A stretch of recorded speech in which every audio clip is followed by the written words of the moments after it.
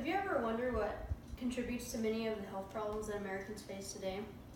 Obesity is one of the most prevalent causes for many health issues today in America, but thankfully we're going to look at some of the ways you can prevent that. To study this topic, I've gone online and done lots of research and used many trusted sources to gain all my info on obesity. So today we're going to talk about what obesity is, why it occurs, some ways to prevent this from happening, and some of the positive outcomes for doing so. So first of all, we're going to look at what obesity is and how it occurs. Obesity, as defined by Carson DeWitt, Rosalind, and William Atkins in the 2012 article, Obesity, is defined as a medical condition in which there is excessive accumulation of body fat resulting in a BMI higher than the normal human.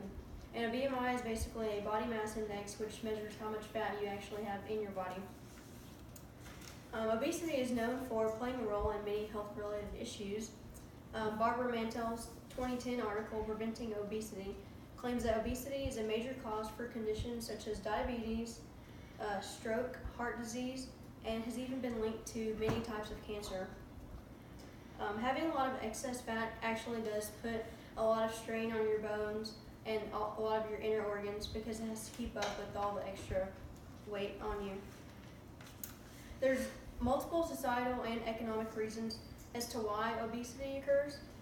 Again, in the same article by Barbara Martell, Preventing Obesity, it tells us that many of the things are linked to obesity is basically just us living sedentary lives, and this includes things like having desk jobs, increased eating out rather than eating at home, and more time spent in front of computer screens, TV, phones, iPad, whatever it is. We're always behind a screen, not doing stuff.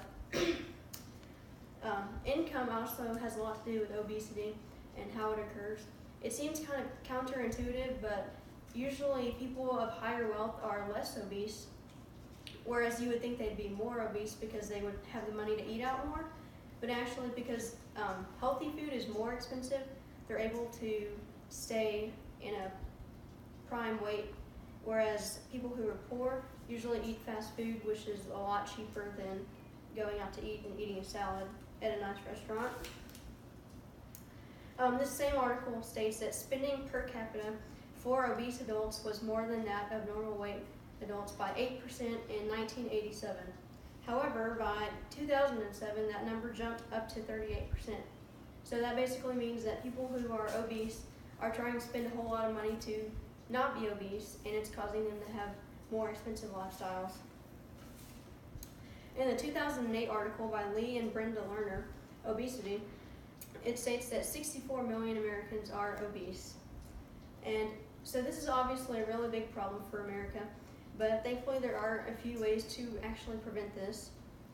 In that same 2008 article, Obesity by Lee and Brenda Lerner, in order for an obese person to lose and keep off weight, they have to permanently change eating habits and exercise regularly.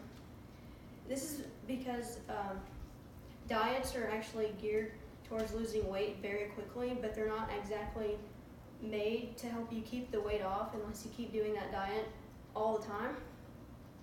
And that same article actually states that the success rate for dieting is only 3 to 5%, which is obviously not that great.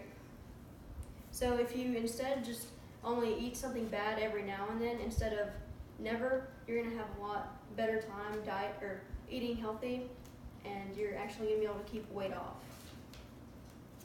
In that same 2012 article, Obesity by Carson DeWitt, Rosalind, and William Atkins, only 60 minutes of exercise is needed daily to maintain weight loss. And thankfully, this includes things like taking stairs instead of using an elevator and just walking your dog around the block. Once weight loss is actually achieved, there's many benefits to living a healthier life. And although eating healthy and exercising may seem like a burden all the time, it actually should be done because it's something that can actually prevent how long your life is. Keeping you to have a longer life than people who are overweight. According to that same 2012 article, there are many proven advantages to losing weight. Some of the physical ones are that there's a lower risk of heart attack, stroke, and lower incidence of sleep apnea, and a lower risk of osteoarthritis. Some of the psychological aspects of it are higher self-esteem and a lower risk of depression. So getting a handle on your health might seem impossible, but there are many benefits if you do that. Overall, what we talked about today is what obesity is, how it can happen, how it can be prevented, and the benefits to taking steps towards weight loss. Next time you're in a situation where you can take the stairs or walk a little further, I hope you think about what will make you healthier. And if you do simple things to eat healthy and exercise, your future body will thank you for the decisions you make today.